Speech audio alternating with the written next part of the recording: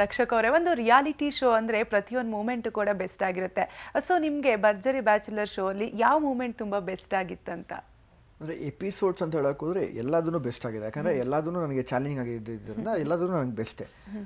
ಅದು ಮತ್ತು ಒಂದು ದಿನ ನಾವು ಆಚೆ ಹೋಗಿ ಕಷ್ಟ ಬಿದ್ದುಬಿಟ್ಟು ಒಂದು ದಿವಸ ದುಡ್ಡು ತರಬೇಕು. ಆ ದುಡ್ಡಲ್ಲಿ ನಮ್ಮ ಏಂಜಲ್ಸ್ಗೆ ಅಂದರೆ ಒಂದು ಗಿಫ್ಟ್ ಕೊಡಬೇಕು ಅಂತ. ಇಡೀ ದಿನ ಕಷ್ಟ ಬೀಳೋದೇನು ಅಂದರೆ ಒಬ್ಬರು ವರ್ಕರ್ಸ್ದು ಒಂದು ದಿನ ಕಷ್ಟ ಬೀಳಬೇಕು ಅಂದರೆ ಆ ಬಿಸಿಲಲ್ಲಿ ಕಸ ಗುಡಿಸ್ಬೇಕು, ರೋಡ್ ಕ್ಲೀನ್ ಮಾಡಬೇಕು, ಅದೆಲ್ಲ ನಾನು BBMP ಕೆಲಸ ಮಾಡಿದ್ದು ಆ ಟೀಮ್ ಜೊತೆಲ್ಲ ಸೇರಿಕೊಂಡು. ಅದು ತುಂಬ ಕಷ್ಟ ಅನಿಸುತ್ತೆ. ಅದು ಬೆಸ್ಟ್ ಅಂತ ಅನ್ಸಲ್ಲ ನನ್ನ ಲೈಫಲ್ಲಿ. ಒಂದು ಒಳ್ಳೆ ಎಕ್ಸ್ಪೀರಿಯೆನ್ಸ್, ಒಂದು ಒಳ್ಳೆ ಪಾಠ ಅದು. ಅದಾದಮೇಲೆ ನಾವು ರೀಕ್ರಿಯೇಷನ್ ರೌಂಡ್ ಅಂತ ಮಾಡಿದ್ವಿ. ನಮ್ಮ ಬಾಸ್ದೇನೆ ಬುಲ್ಬುಲ್ ಸಿನಿಮಾದ ಒಂದು ರೀಕ್ರಿಯೇಷನ್ ರೌಂಡ್ ಅಂತ ಮಾಡಿದ್ವಿ. ಆವಾಗ ನಮ್ಮ ಅಪ್ಪ ನಂಗೆ ನೆನಪಾಗಿದೆ. ಯಾಕಂದರೆ ಅದೇ ಹಬ್ಬ ನಡೆಸೋದಾಗ ನಾವು ಅಪ್ಪನ ಜೊತೆ ನಾನು ಹೋಗ್ತಾ ಇದ್ದಿದ್ದು. ಅದೆಲ್ಲ ನಂಗೆ ಒಂಥರ ರೀಕಾಲ್ ಆಯಿತು. ಆಮೇಲೆ ಸರ್ಪ್ರೈಸ್ ಕೊಟ್ಟಿದ್ದಂಥ ರೌಂಡು ನನ್ನ ಲೈಫಲ್ಲಿ ಯಾವ ಹುಡುಗಿಗೂ ಅಂತೆಲ್ಲ ಸರ್ಪ್ರೈಸೇ ಕೊಟ್ಟಿಲ್ಲ. ನಾನು ಹುಡುಗರಿಗೆ ಸರ್ಪ್ರೈಸ್ ಕೊಡೋದೇ ದೊಡ್ಡದು. ಏನಾದ್ರು ಬೇಕಂದರೆ ಹೋಗಿ ಇಸ್ಕೊಳ್ಳೋದು, ತೊಗೊಂಬರೋದು, ಹಿಂಗೆ ಮಾಡ್ತಾಯಿದ್ವಿ. ಯಾರಿಗೋ ಒಬ್ರು ಕಣ್ಣೆಲ್ಲ ಮುಚ್ಚಿಬಿಟ್ಟು ಕರ್ಕೊಂಬಂದು ಕೂಣಿಸಿ ಸೋಫಾ ಮೇಲೆ ಒಂದು ಸರ್ಪ್ರೈಸ್ ಕೊಡ್ತೀವಿ ನೋಡು ಅಂದ್ಬಿಟ್ಟು ಡ್ಯಾನ್ಸ್ ಆಡಿ ಗಿಫ್ಟೆಲ್ಲ ತೊಗೊಂಬಂದು ಕೊಟ್ಟು ನನ್ನ ಲೈಫಲ್ಲಿ ಫಸ್ಟ್ ಟೈಮ್ ಅದು ನಂಗೆ ಬೆಸ್ಟ್. ಇನ್ನು ಮುಖ್ಯವಾಗಿ ರಕ್ಷಕ್ ಅವರೇ, ಸರ್ಪ್ರೈಸ್ ರೌಂಡಲ್ಲಿ ಇವ್ರು ನಿಮಗೆ ಒಂದು ಸರ್ಪ್ರೈಸ್ ಕೊಟ್ಟಿದ್ರು.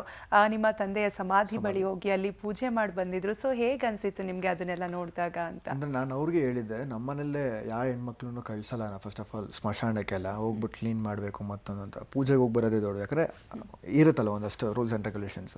ಅದಕ್ಕೆ ನಾವು ಯಾರು ನಮ್ಮ ಮನೆಯಿಂದ ಹೆಣ್ಮಕ್ಳನ್ನ ಕಳಿಸಲ್ಲ. ಇವ್ರು ಹೋಗ್ಬಿಟ್ಟು ಪಾಪ ಕ್ಲೀನ್ ಮಾಡಿ ಆ ಪ್ರೀತಿಯಿಂದ ಮನ್ಸಾರೆ ಮಾಡಿಬಿಟ್ಟು ಒಂದು ಹೂವು ಹಾಕಿ ದೀಪ ಹಚ್ಬಿಟ್ಟು ಬಂದ್ರಲ್ಲ, ಅದು ತುಂಬ ಖುಷಿ ಕೊಟ್ಟಿದ್ದಂಥ ಮೂಮೆಂಟು. ಅದೊಂದು ಯಾವತ್ತಿಗೂ ಮೆಮೊರೇಬಲ್ಲು. ಯಾವತ್ತಿಗೂ ಥ್ಯಾಂಕ್ಸ್ ಹೇಳೋಕ್ಕೆ ಇಷ್ಟಪಡ್ತೀನಿ. ಎಸ್ ರಮಲ್ ಅವರೇ, ನಿಮಗೆ ಈ ಐಡಿಯಾ ಯಾವ ರೀತಿಯಾಗಿ ಬಂತು ಅಂತ? ಎವ್ರಿ ಟೈಮ್ ಇವಾಗ ನಮಗೆ ಸರ್ಪ್ರೈಸ್ ಮಾಡೋದಿದ್ರು ಚಾನಲ್ ಅವರು ನಮ್ಮ ಮನೆಯವ್ರ ಜೊತೆ ಎಲ್ಲ ಕಮ್ಯುನಿಕೇಟ್ ಮಾಡಿ ಇವ್ರ ಜೊತೆ ಇವನಿಗೆ ಎಷ್ಟು ವಿಷಯ ಗೊತ್ತಿದೆ, ಸೊ ಎಲ್ಲ ಕಡೆಯಿಂದ ರಿಸರ್ಚ್ ಮಾಡಿ ಕಲೆಕ್ಟ್ ಮಾಡ್ತಾರೆ ಇನ್ಫಾರ್ಮೇಷನ್ಸ್. ಸೊ ನನಗೆ ಕೂಡ ರಕ್ಷಕಿಗೆ ಏನು ಇಷ್ಟ ಆಗ್ಬೋದು ಅಂತ ನಾನು ಅವ್ರ ಮದರ್ಗೆ ಸಿಸ್ಟರ್ಗೆ ಎಲ್ಲ ಕಾಲ್ ಮಾಡಿ ಕೇಳ್ಕೊಂಡಿದ್ದೆ. ಸೊ ಅವರು ಬೇಜಾರಾದ್ರೂ ಖುಷಿ ಆದ್ರೂ ಅವ್ರ ಅಪ್ಪನ ಸಮಾಧಿ ಹತ್ರ ಹೋಗ್ತಾರೆ ಅನ್ನೋ ವಿಷಯ ಗೊತ್ತಾಯಿತು. ಆ್ಯಂಡ್ ಚಾನಲಿಂದನೂ ನಾನು ಕೂಡ ಡಿಸ್ಕಸ್ ಮಾಡಿ. ಆ್ಯಂಡ್ ಆ ಟೈಮಲ್ಲಿ ನಾನು ಇಂಡಿಯಾಲೂ ಇರಲಿಲ್ಲ, ಬರೋದೇ ಡೌಟ್ ಇತ್ತು ನಾನು ಎಪಿಸೋಡಲ್ಲಿ. ಸೊ ಬರೋಕ್ಕಾಗುತ್ತೋ ಇಲ್ಲೋ, ಇವನು ಸರ್ಪ್ರೈಸ್ ಮಾಡಿದಾಗ ನಾನು ತುಂಬ ಖುಷಿಯಿಂದ ಅದನ್ನು ಆಕ್ಸೆಪ್ಟ್ ಮಾಡಿದ್ದೆ. ಸೊ ನನಗೆ ಇವಾಗ ಸರ್ಪ್ರೈಸ್ ಆಗಲ್ವೇನೋ ಅಂತ ಅಂದ್ಕೊಳ್ತಾ ಇದ್ದೆ.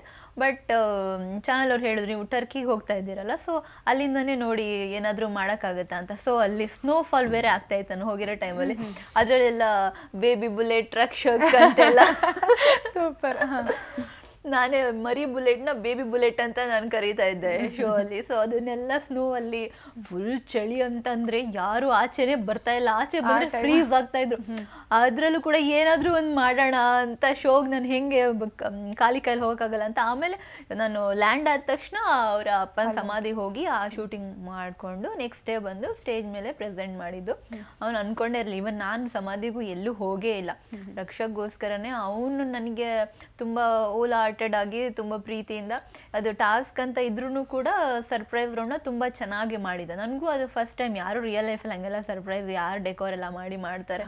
ಸೊ ನನಗೂ first experience, best experience. So ಅದಕ್ಕೋಸ್ಕರ ನಾನು ಏನಾದರೂ ಗ್ರ್ಯಾಟಿಟ್ಯೂಡ್ ಇಟ್ಕೊಂಡು ಏನಾದರೂ ಮಾಡೋಣ ಅಂತ ಅನ್ನಿಸ್ತು. ಸೊ ಹಾಗಾಗಿ ಅವನಿಗೆ ಖುಷಿ ಆಗುತ್ತೆ ಅಂಥೇಳಿ ಮಾಡಿದ್ದೆ ಅದನ್ನು.